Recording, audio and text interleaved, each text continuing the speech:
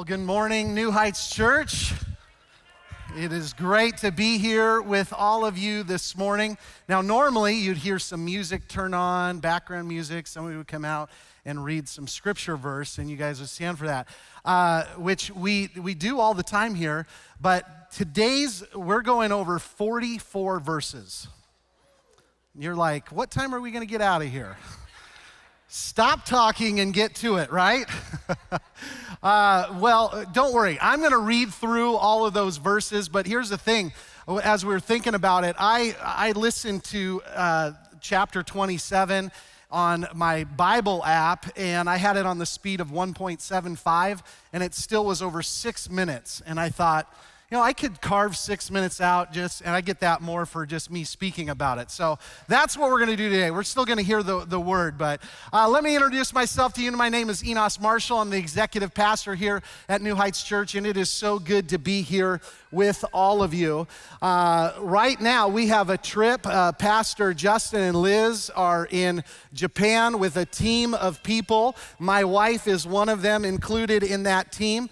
The team yesterday left early in the morning. Lisa left the house at 3:15 yesterday morning, and this morning, as I was driving here at 7 o'clock in the morning, she texted me and she said, almost to the hotel in the taxi. So they had a long day of travel. Be praying for them. They arrived, they all get back next week. And so you guys are like, well, shouldn't I pray for you because you're going to be home with the kids all week? Actually, no. Be praying for my father-in-law. Lisa's dad is here today. He flew all the way from Seattle to be here with the kids because tonight I get on a plane and head down to Florida for my week of class for my fall semester.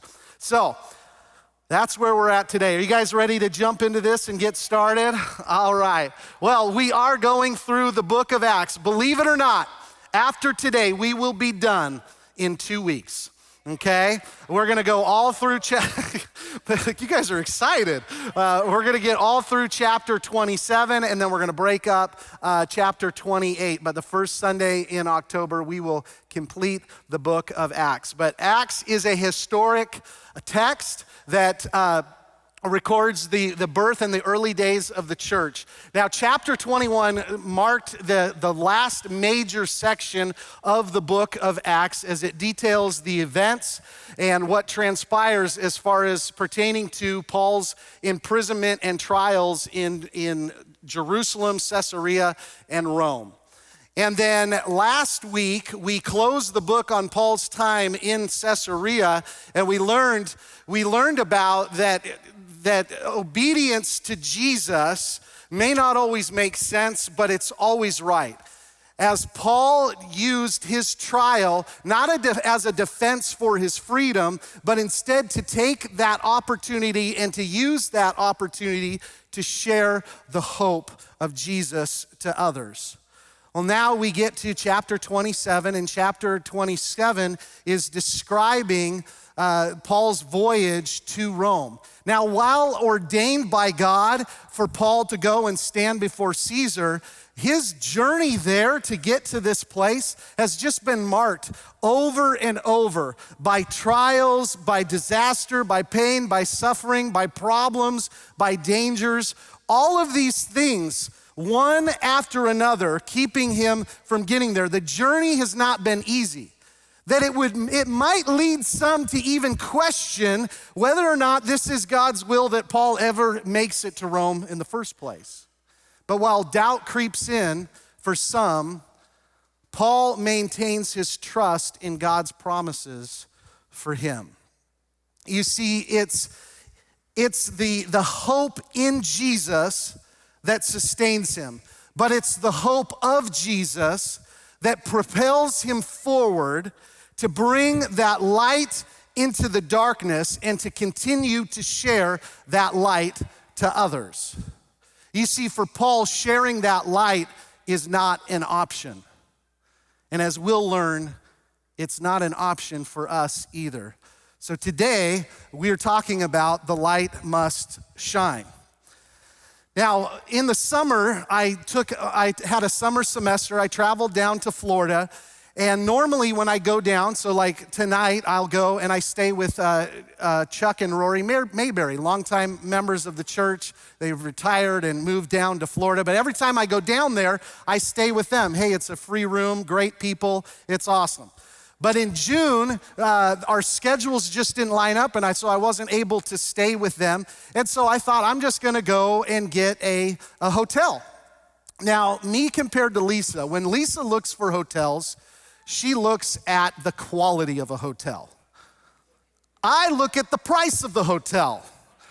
And I usually go for the cheapest of them all. Now, I don't just go for the cheap, like I find the cheapest first, and then I look at the pictures, the reviews, and as long as the pictures look clean and the reviews say, hey, clean hotel, I'm okay if it's a little run down.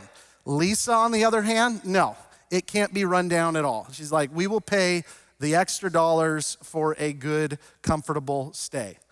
So I find this one great deal for a week down there, and I'm like, I'm gonna book it, and she's like, are you sure? Are you sure you just don't wanna spend a couple $100 more and get a nicer hotel? I'm like, no, I don't. I'm cheap like that. So I fly down there, I pull up to the hotel, and immediately I go, these don't look like the pictures that I looked at. I looked at one of the places that instead of like people come for a night or two because it looked like people were living there. And I was like, it's not usually the standard of where I'm at, just because things do get more run down and not really clean. But I decided, hey, I'm here, I'm gonna go in, and they get me my room. I go into the room, and I close the door, and I can see light coming out of the bottom of the door where weather stripping should have been. So there's this gap. I'm looking at the ceiling, and there's like watermark stains. I look down at the baseboard, and there's like rust. How is there rust on wood? I don't know. But I decide, I'm like, as long as the bathroom is clean and the linens are clean, I'm gonna be okay. So, it all looked good to me. I get in bed, I'm watching TV, it gets dark outside, and at one point I get up and I go to the counter, and I look over, I see in my peripheral, in the bathtub, there's some movement. And I go over, I get like a Kleenex, and I get the bug. It's just a small bug. I'm like, all right, one bug, that's okay. That's all right. Go back to bed, there for a while. At some point, because I'm getting older, I usually can't sleep through the night, so I have to get up, and I go, and I'm at the sink again, and out of the peripheral, and so right now, all I have on is the light from the TV, and out of my peripheral on the post of the door, or the door jamb, I see movement. And I look over, and there's another one of those bugs. And I'm like, so I turn on the light, and it scurries away. And then I look to my left, and there's more scurrying going away on the counter. And now I'm starting to freak out a little bit. And so I'm like walking back and forth. I'm like, because at this point it's like midnight. And I'm like, I don't know what I'm gonna do. Like, I don't wanna stay here because I don't wanna go to sleep and have bugs crawl all over me. One of my worst fears is that a bug will crawl in my mouth as I sleep. And I'm like, I don't know what to do, but there's still that side of me. I'm like, I already paid for the room. I'm here. I can make it through this, right? So I go over by the TV, and it's on top of like this dresser, and there's the baseboard, but it's in the shadows, and I see something on there, and I'm like, what? And I lean down, and as I get closer, it scurries off. And at that point, I said, I'm done. I'm out of here. I flip on all the lights, and I start packing my stuff, shaking out everything as I put it back in my suitcase. And I sit down at the desk, and I call the company, because I got it through like a third party or something like that. And I go, I can't stay in this room. I've been here for 4 hours, and it is infested with bugs. They go, let us put you on hold. We got to get a hold of the property to get all this worked out.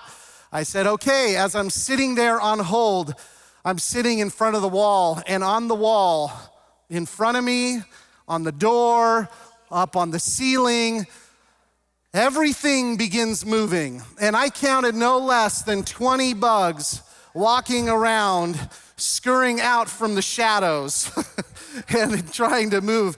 I later realized, because my wife, she's like, bed bugs. They were bed bugs. I know they were. She's like, you're not coming home until you get treated. And I go, they're not bed bugs. I took a picture of one. They were little cockroaches. That place was infested with little cockroaches. I got out of there, went to just walked in another hotel. I'd never recommend this. They charge you more if you just walk up to the counter and try and get a room. Well, I did that. I didn't care what I was paying at that point. I'm like, put it on the card, I'm good. And got to bed probably sometime around 2 or 3 in the morning. It was a crazy, crazy night. Listen, I don't really like the darkness that much. The darkness makes me feel uneasy. There's kind of this unknowing about darkness, that I don't feel safe. Is there something lurking in the shadows? When I don't know if something's next to me, I'm a little hesitant. I don't know if there's something watching me. And when I'm in the darkness for a long period of time, fear kind of creeps in and begins to chip away at hope in my life. Now, light is the opposite of darkness. With light, I feel safe. I feel protected. I can actually see. I can see what's going on around me. I can see what's around me. And I'm not afraid because I can see, is there things lurking out in the distance? You see, I felt a little bit better when I flipped on all the lights and I'm like, oh, they're just little tiny bugs. At least I see where they are. They're not crawling on me. I'm okay. But it's this idea, what light also does, instead of chipping away at hope, it actually chips away at fear and brings back that sense of hope in my life. Now, darkness makes it so that I can't see or what dangers lie in wait around me, but light allows me to see and it directs me safely. And when I think about, is there a noise back there?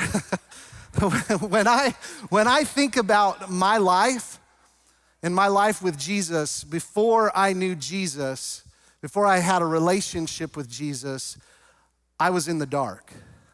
But after inviting Jesus into my life, saying yes to Jesus, I now have the light and I'm led by the light. And it's only Jesus who can do that. And in fact, Jesus says in John chapter 8, he says this. Jesus spoke to the people once more and said, I am the light of the world. If you follow me, you won't have to walk in darkness because you will have the light that leads to life.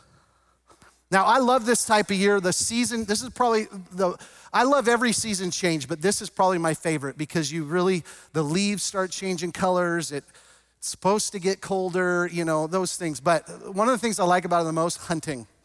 I love going out deer hunting. I'm ready, Don. I'm ready for it. We're gonna get that big buck this year. Notice I said we, because I need his help, okay? He's gonna help me to get that buck this year. But when we go deer hunting, we get up way before the sun rises because we have to go get in place before the sun rises so that if any animals are out there, they won't see us out there when they come in and, meet us. But with that, it is not very fun to walk through the woods in the darkness.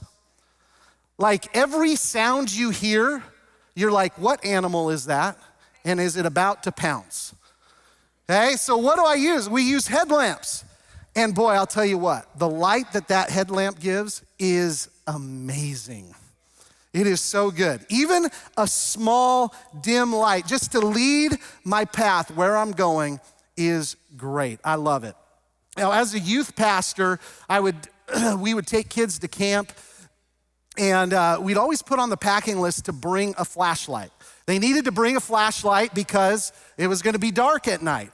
Now, When you have a flashlight and that goes off and it lights up the darkness, it feels good. It's really amazing. But there's times I was the only one that brought a flashlight, either because the kid didn't read the packing list and didn't even know he needed a flashlight, or they brought their flashlight, but they didn't check the batteries.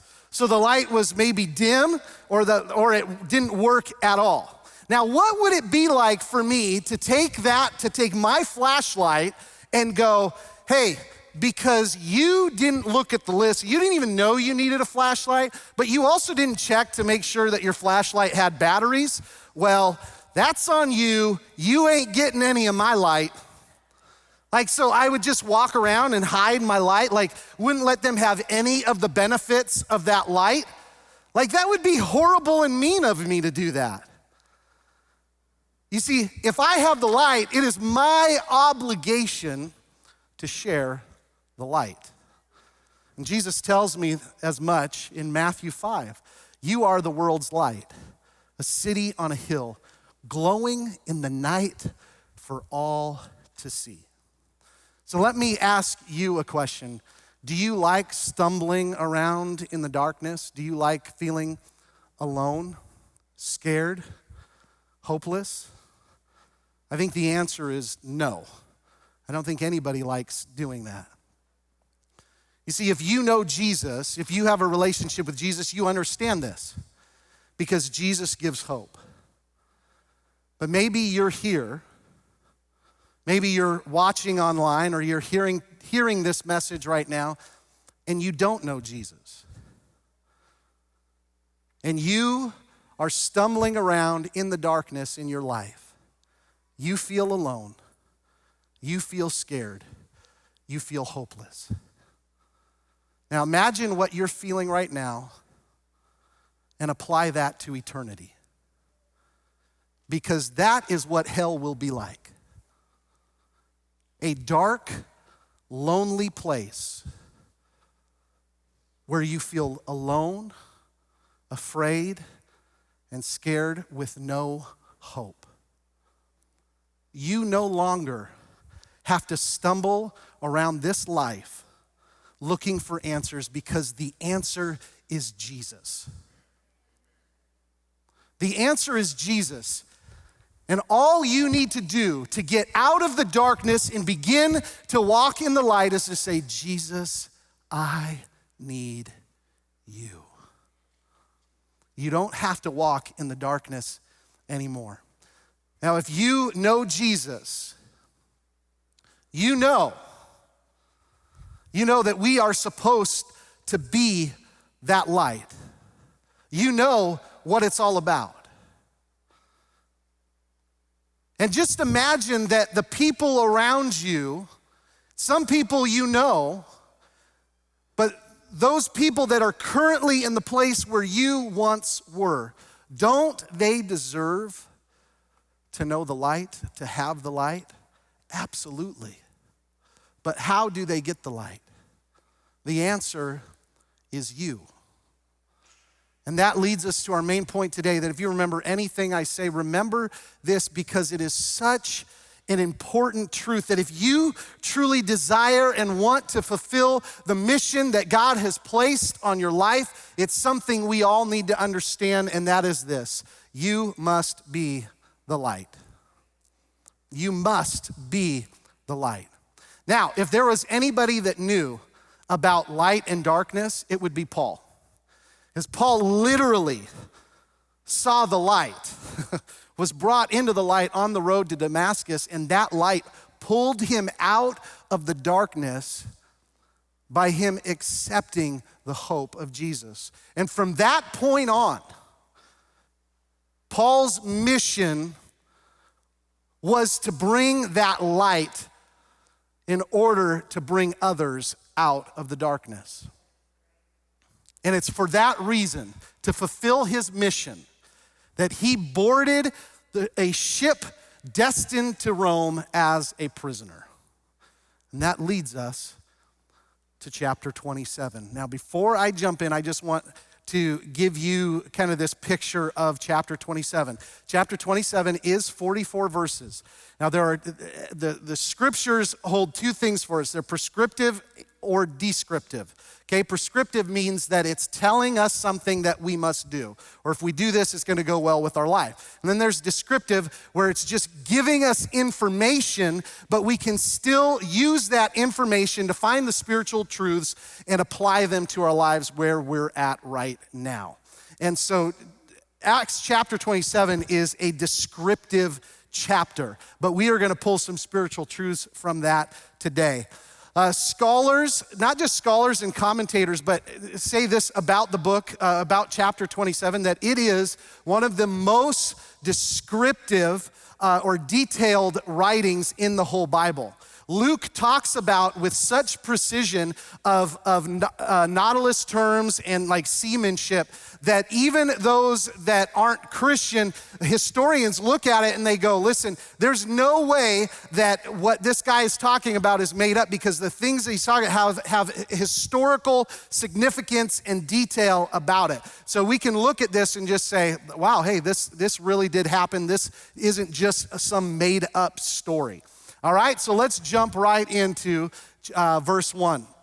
And when it was decided that we should sail for Italy, so this is about an 1,800-mile journey that they're getting set on, but they delivered Paul and some other prisoners to a centurion of the Augustan court named Julius. So these other prisoners, Paul, yes, was a prisoner, but he was not like the other prisoners. Paul and the centurion, along with some of the soldiers perhaps, were probably the only Roman citizens on board. Like, he was going to present his case and go to trial. The other prisoners all would have already had their trial. They're headed to Rome to live out, I say live out, but it's their sentence, which was most of the time it was death, and they were being sent to the Colosseum, where they would die in the Colosseum before people.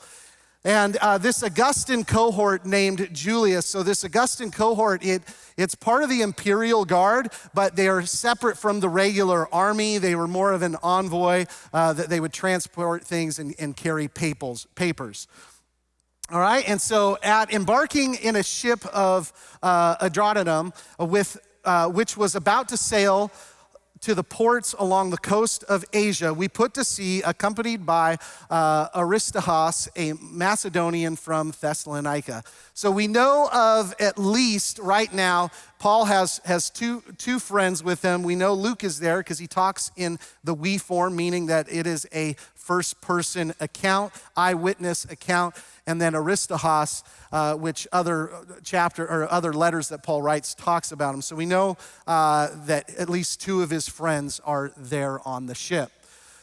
The next day we put in at Sidon, which Sidon is about 80 miles north of Caesarea where they started out.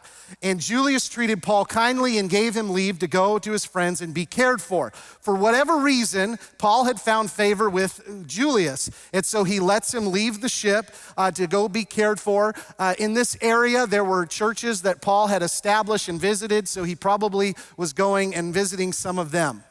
And putting out to sea from there, we sailed under the lee of Cyprus because the winds were against us. So they're in the open water sailing, and it's talking about the bad weather. And so they decide to sail under the lee of Cyprus. A lee was, they called it a lee because you would get protection from the land of the islands so that the wind wasn't as bad. So the weather was getting bad, so they decided, hey, we got to get closer here. We got to sail under here to be protected.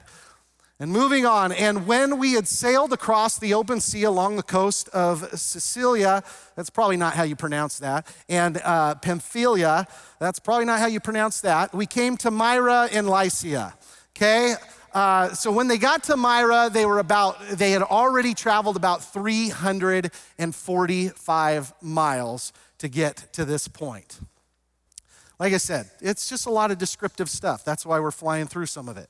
There, the centurion found a ship of Alexandria sailing for Italy and put us on board. So the centurion, Julius, had to find another ship. The ship where they had started sailing from was a smaller ship. It was a ship that they would consider what they called a coastal ship, meaning that it stayed close to the to the coastline because it couldn't survive really out in the open waters. It was more dangerous to do that. And so they looked for a bigger ship. Now, Rome had a trade line from Egypt to Rome, and Rome would get all their grain from Egypt. So this was a very important shipping route, and these ships would go from Egypt to Italy, to where Rome was, and that's why the captain found this ship. They were headed towards Rome, carrying a shipment or cargo of grain. Now, normally these ships would only be able to do one route per the season. But if weather conditions were good and they were able to sail there and back quicker, they would try and take a second load to get a second run before the shipping season ended. And so this cargo on board, this cargo of wheat and grain is of premium price right now. And so they get on this larger ship that's going to be able to handle being out in the open waters. It says, we sailed slowly for a number of days and arrived with difficulty off Sidus. So they went another about 125 miles. They sailed another 125 miles. Then they get to Sidus, but there the wind the wind did not allow us to go any farther. So we sailed under the lee of Crete off of Salmon. So think about this. Everywhere that they're going, the weather is starting to get worse. The travel that is not supposed to take as long as it is becoming more difficult and longer. And so much so that when they get to the Sidus, they actually have to change direction and they go and sail under the lee of Crete. And they're moving on, so coasting along it with difficulty, we came to a place called Fair Havens, near which was the city of Lasea. So Fair Havens is so they traveled another 200 miles to the harbor of Fair Havens. Looking at verse 9. Since much time had passed and the voyage was now dangerous because even the fast was already over.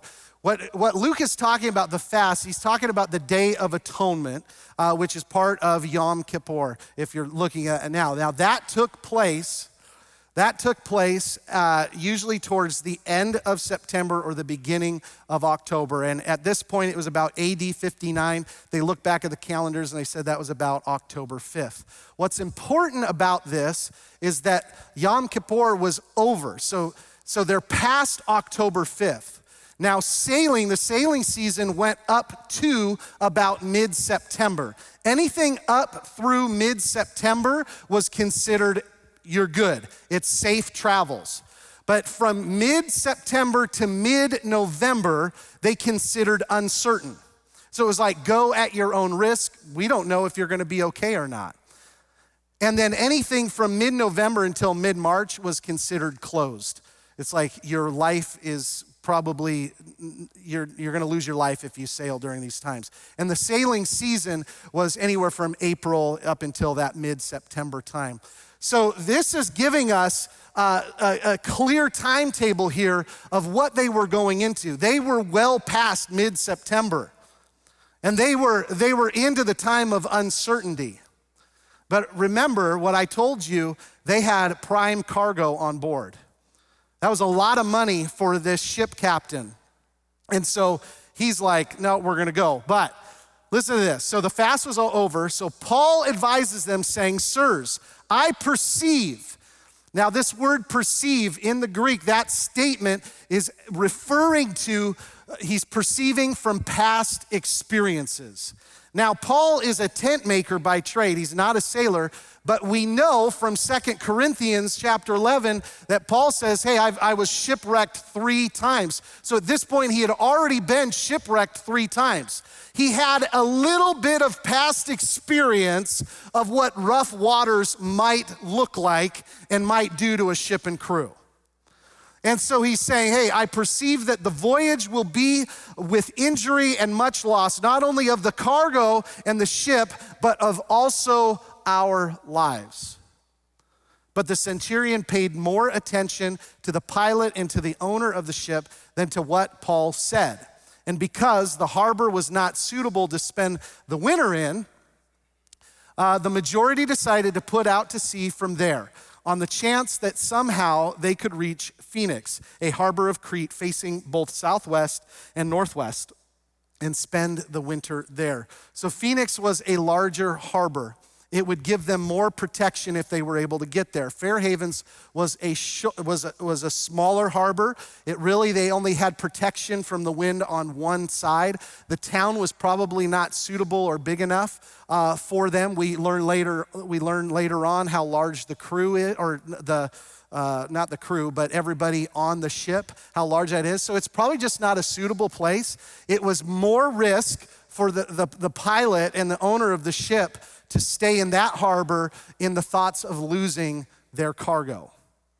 And so it was decided, hey, we're gonna go there. And Phoenix was only 40 miles from where they were at. So, hey, they only needed about a day or half a day to get there if the winds were right.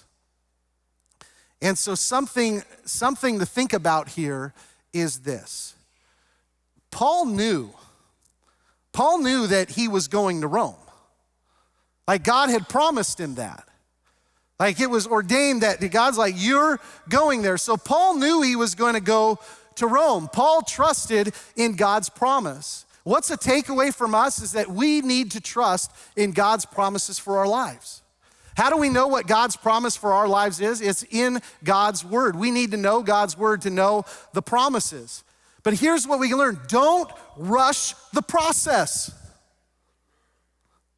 God has a plan and his timeline is always better than our own. And I am guilty of this the most, that my timeline is always better than God's timeline. I want God to speed things up. Come on, God, you're moving too slow. You're going too slow. No, he is going just right. And when we try to rush the process, we usually find ourselves in a storm or in a problem or in danger. Don't let material things or the majority of people around you, don't let them say those things into you. Don't let them change or make your obedience about material things or about what the majority says. Don't let that drive your obedience to Jesus. But instead, let your obedience be driven from the promises that God has made to each and every one of us. His timing is always good. His timing is always better.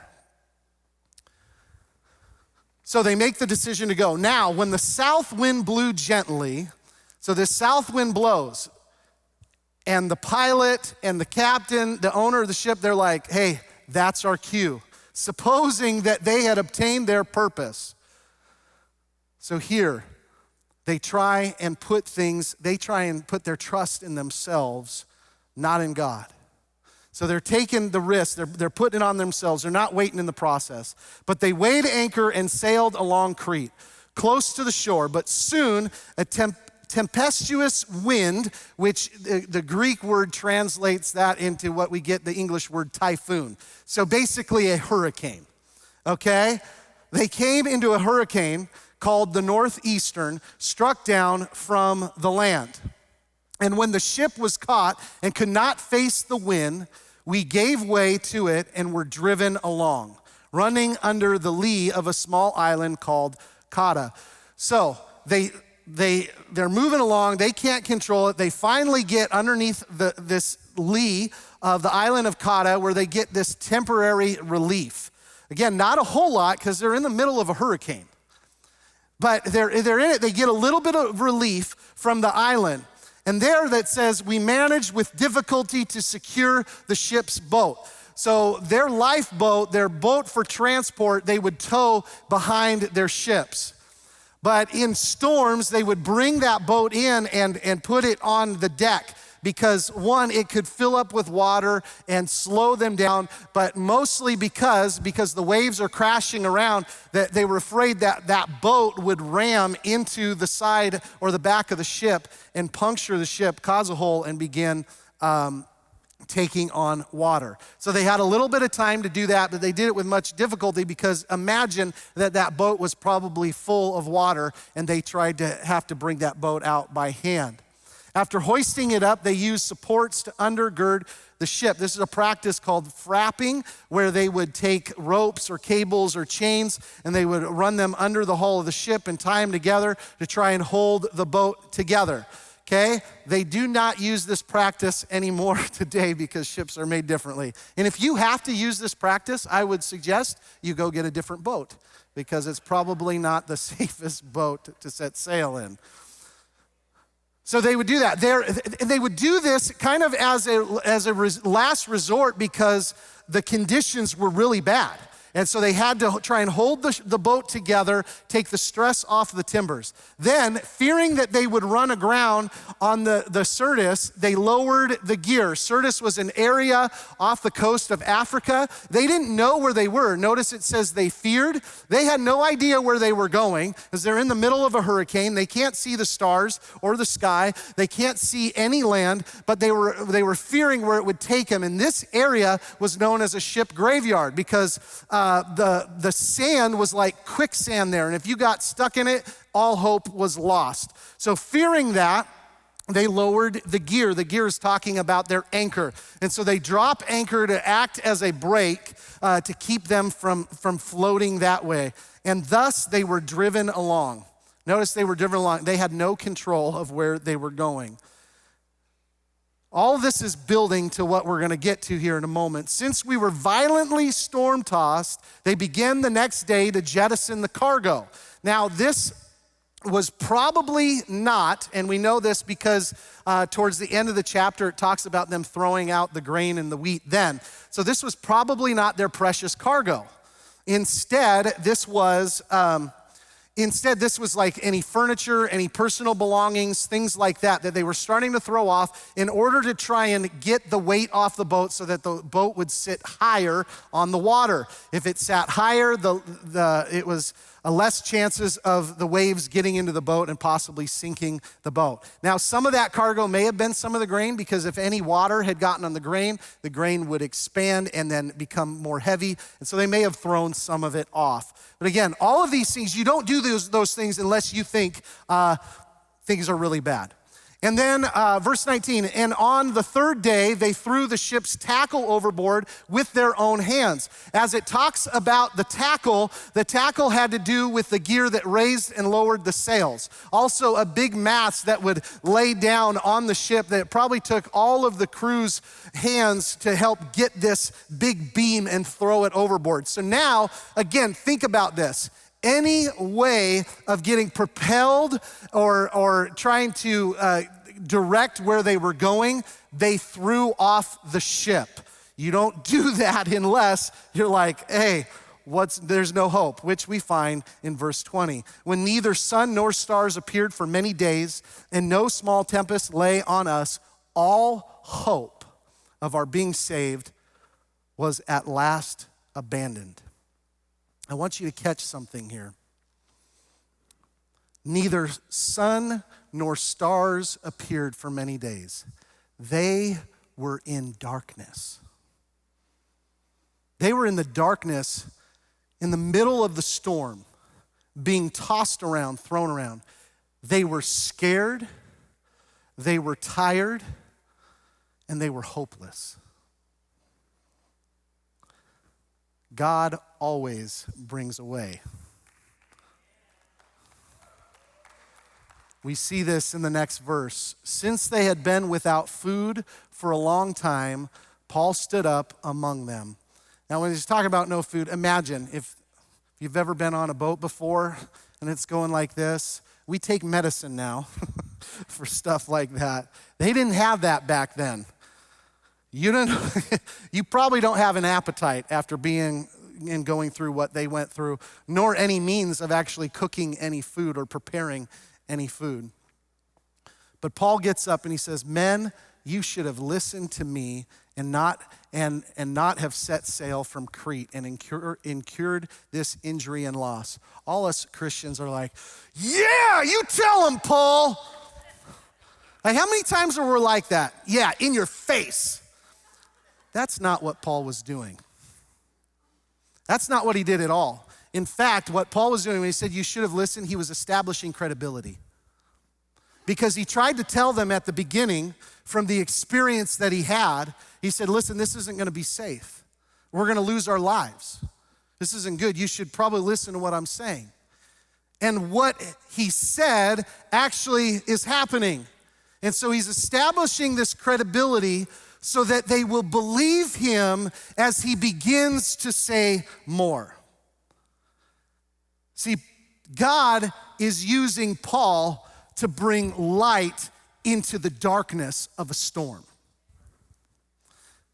And he says, yet now I urge you to take heart, for there will be no loss of life among you, but only of the ship. So he's saying, hey, trust me. Come here. And so like, okay, you're right. Okay, I'm gonna listen to you now. He says, hey, take heart. Don't be afraid. Be confident because you are gonna be okay. You're not gonna lose your life. And if you heard that from somebody that you trusted, when you start going, okay, even though the waves are crashing around you. And he goes on, for this very night there stood before me an angel of God. God interjected himself into the darkness of the storm. God interjected himself into our world. And God does the same thing in our lives. When you're going through a storm, when you're going through it, God can interject himself in the middle of it. And Paul goes on, he says, an angel of the God to whom I belong and to whom I worship. And he said, do not be afraid, Paul. You must stand before Caesar, and behold, God has granted you all those who sail with you. God used Paul to be the light in the darkness of the storm. Paul was God's light, and that light had the power to save them all, both spiritually and physically. You are called to be the light. You are called to bring that calmness in the darkness of the storm. Now, you may be going through it yourself. You may be right in the middle of it, but you can be encouraged because God is with you. And when your faith, when you live your life in faith and trust in God, people will see that. They will see that light in your life. They will see Jesus in and through your life.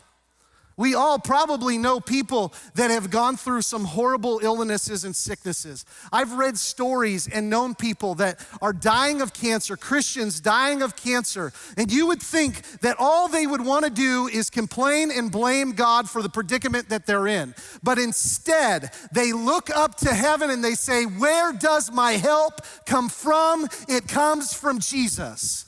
And in those moments, those around you will see a light in your life in their darkness. If you've ever seen the movie End of Spear, it's a great movie about a story of 5 missionary families that went into the Ecuadorian jungle of Ecuador to minister, to reach an uncivilized tribe that had really never had any outside contact. The five husbands fly in to this riverbank and they make first contact with the men of this tribe. And it's going okay, but then there's some misinterpretation. They don't even know the language. And the tribe fears that there's something bad, and so they actually kill all 5 men by spearing them. Well, you would think, you go back to the wife and the kids of that, and you would think, why, God? We gave up everything to come out here to do this. Why would you let this happen? 2 of the wives of the missionary, one, her name is Rachel Saint. Her and another one, they go back and they move into the village and they begin to let the light of Jesus shine out of their darkness. And that dark moment where their husbands were murdered, they let the light and love and the forgiveness of Jesus flow. and many in that tribe, they couldn't even comprehend it, that why would these women, we killed their husbands, why would they come and love us? Why would they want to be here? Because God used them to let the light shine in the darkness. And many of them came to faith because of it. Verse 25, so take heart, men, for I have faith in God that it will be exactly as I have been told, but we must run aground on some island. Put your trust in God's promises. Have faith that no matter if you're in the storm or what you're going through, God has a promise for your life. He's called you to be the light. See, it's hard because this is not the end for us. There is more.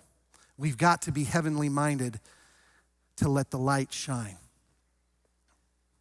I love what Albert Mohler says. He says, Acts 27 reveals that our road might be longer and harder than we imagine. Indeed, we might even question the will of God and why he has brought us on such a perilous journey.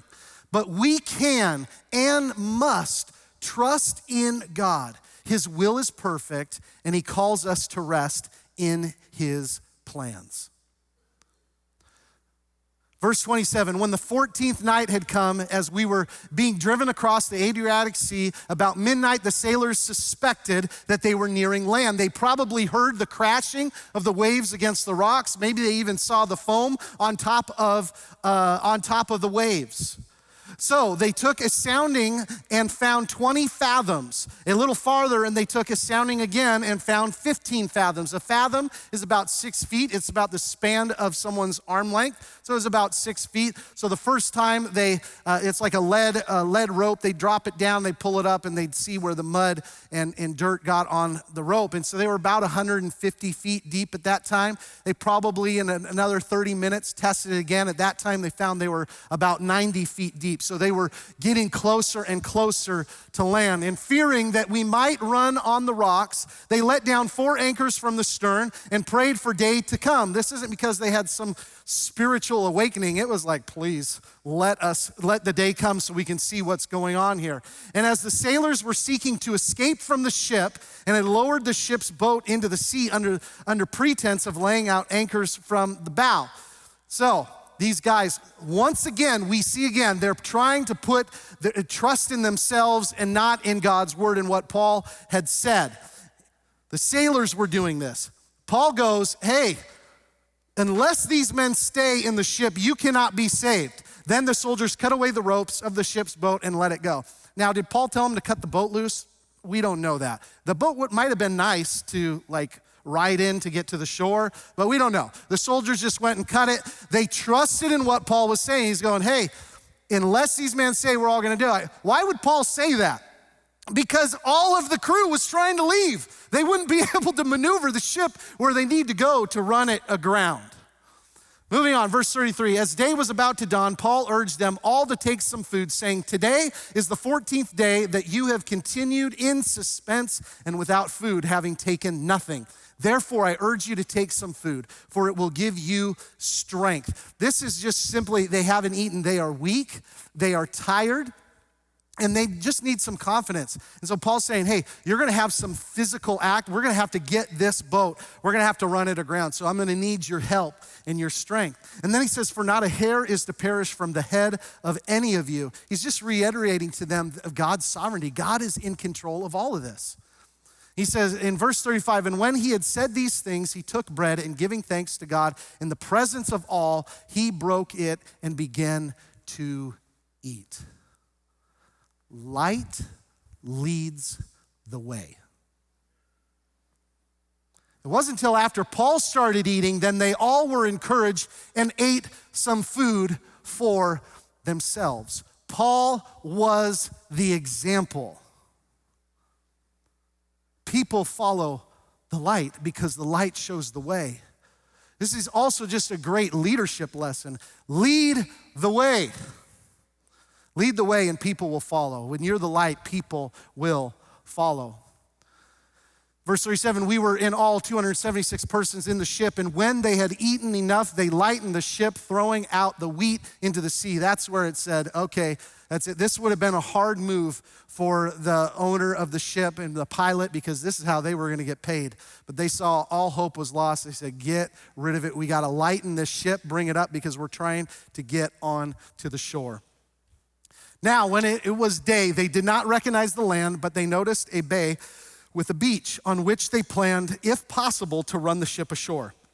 So they cast off the anchors and left them in the sea, at the same time loosening the ropes that tied the rudders. See, they needed the crew. The crew wasn't supposed to escape. Then hoisting the foresail to the wind, they made for the beach. This is a wind sail, so it helped to steer, hold it in line, hold the ship from going either which way. But striking a reef, they ran the vessel aground. The bow stuck and remained immovable, and the stern was being broken up by the surf. The soldiers' plan was to kill the prisoners. In that time, a Roman soldier, if your prisoner escaped, his sentence became yours. And so if they returned without a body, whether dead or alive, a body had to be delivered, and it would have been the soldiers. So they were like, we're going to kill these guys so that we don't die should we happen to survive this. But the centurion, wishing to save Paul, kept them from carrying out their plan. He ordered those who could swim to jump overboard first and make for the land, and the rest on planks or on pieces of the ship.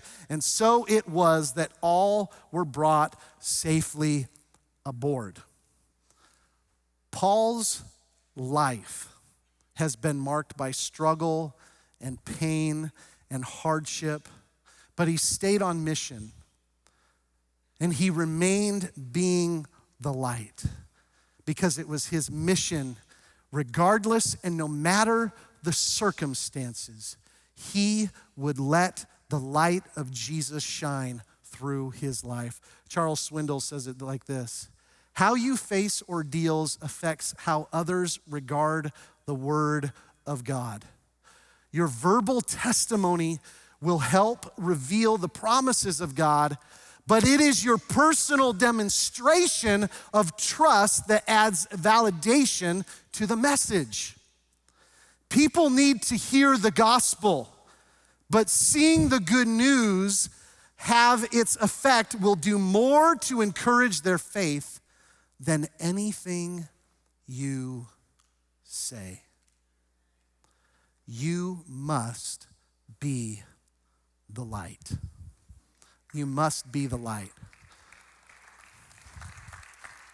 So how we want to end this morning, I just want to go back to at the beginning. I talked to those that might be here or listening or hearing this message that you are living in darkness right now. And that just simply means you don't know Jesus. That you are stumbling around because you don't have the answer. The answer is Jesus. And if you're in this place today, or you're watching or listening, and you would say, that's me, I need Jesus, it's just as simple as saying, Jesus, I need you. Come into my life. I need you. And the light of Jesus will begin to shine. And it is a beautiful thing.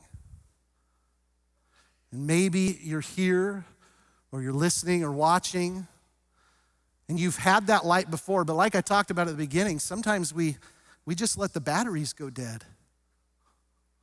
Sometimes that light that is in us, we don't let shine as brightly because we let circumstances of life. And I'm not blaming you for any of those things. Life is hard. And going through storms is hard.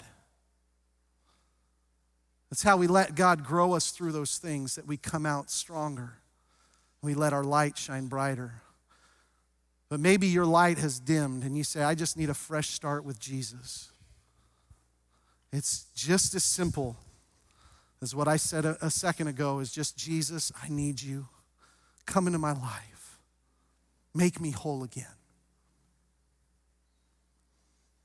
And if you are in any two of those spots, I just want to encourage you, even right now, begin praying and just asking Jesus to come into your life.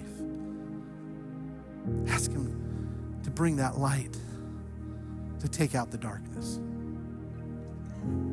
For the rest of us, we have an amazing opportunity. Say, what's my next step? What's my takeaway from this? Is that we let our light shine. That we let it shine. Just like I told you, if I had a flashlight, why would I hide that light so that nobody else could see it? We have got the best thing. We have got the thing that gives someone life for eternity. We have the answer. We should let our light shine. We have an amazing opportunity coming up at the end of October. Our fall outreach this year, we've been teasing it to you. It's called Light the Night. And instead of doing a trunk or treat type thing here at the church, we decided in a great from the leadership and the vision of Mary, our kids director. It's this idea that instead of asking people to come to us, we're actually gonna go out to them. And so Light the Night is all about going out where the people are. And we've actually got 2 opportunities for it. We've got on October 24th, there's I think it's in Springdale, the Village Green has this opportunity where they're expecting over 1,000 kids to come out and trick or treat around the Village Green area. And we have a table there that we're gonna set up an area where there's some games will be set up. We're gonna give them some candy, we're gonna give hot dogs, some water if they want it. But we're gonna have about 5 minutes with their parents to begin to build relationship, to begin to have conversation, to begin to let the light of Jesus flow through our life as the kids are playing games. It's an opportunity for us to bridge into our communities. And then on October 31st, on Halloween, we've got strategically set 8 different houses throughout our communities in different neighborhoods. And we're gonna do the exact same thing. We're gonna be setting up in driveways these areas so as kids come up, as families come up, we're gonna have an opportunity to let the light of Jesus shine. We're so excited for this. And we want you to be a part of it. So what is your next step? We've got these cards around all over the place. There's a table in the atrium there. These cards are all over the place, but Light the Night, and on the back, there are 2 QR codes. One will take you right to a registration where we want you to be a part of letting your light shine into our communities. And there's areas for you to get involved, to serve. We need 12 to 15 people per house to go and be there for that night. We have opportunities for prep, for delivery, for setup, for tear down, all of those things. When you scan that code, it'll take you there and it'll help you to sign up right there. Or you go to the table out in the atrium and you can sign up that way. We've been collecting boxed movie theater type candy. Our goal is to reach 2,000 kids. That's a big goal. And so our goal was to bring in 2,000 boxes of candy. You guys alone, just without us even telling you what the event was about, have already donated over 400 boxes of candy. But Regina Randall, through a contact, went to Myers, and Myers said, hey, we love what you're doing. We're gonna donate 1,500 boxes of movie theater candy. So we have reached our goal of movie theater candy. You're like, well, I brought some today. Drop it off, we'll take it. Okay, but now there's other areas. The other QR code on here is we're all gifted in different ways to serve and get involved. And we have an Amazon wish list. We're handing out prizes and all these other things. You can scan that code. You can go and order these different things from this Amazon wish list and it'll get sent directly here. We've got a lot of prizes for 2,000 kids, so we need your help.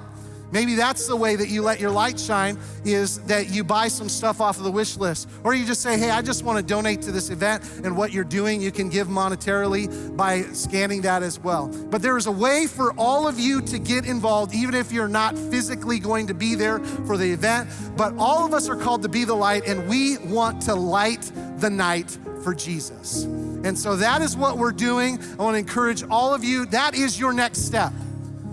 That is everybody's next step here. to get involved in what we're doing here in October so that we can begin to build bridges of relationship and begin to let the love of Jesus shine, the light of Jesus shine into our communities. We're so excited about it. We're gonna pray. The worship team is gonna lead us in a song, and then you will be dismissed. We're so excited for what God is doing, but don't leave without scanning that code, signing up, going out to that table, getting involved somehow. What is your next step? Let the light of Jesus shine through your life. Is a perfect opportunity for that. Heavenly Father, we thank you for today. You are so good. Lord, thank you that we can learn from you as to what you are calling us to do. You have set us here on a mission to use the platforms in our life that you've given us to make Jesus famous, to let the light shine into the darkness so others might come to know you. I pray that the Holy Spirit would move in every heart. If there's anyone here that made that first step and said yes to you, or that recommitment to you, God, I pray that you would begin to let them see that light and that change happening in their life right now. Lord, we thank you so much. We love you. And we just ask for your favor on this event and what we're doing, because it is just truly our desire to reach people for Jesus, to let your light shine. Would you bless it in Jesus' name? Amen.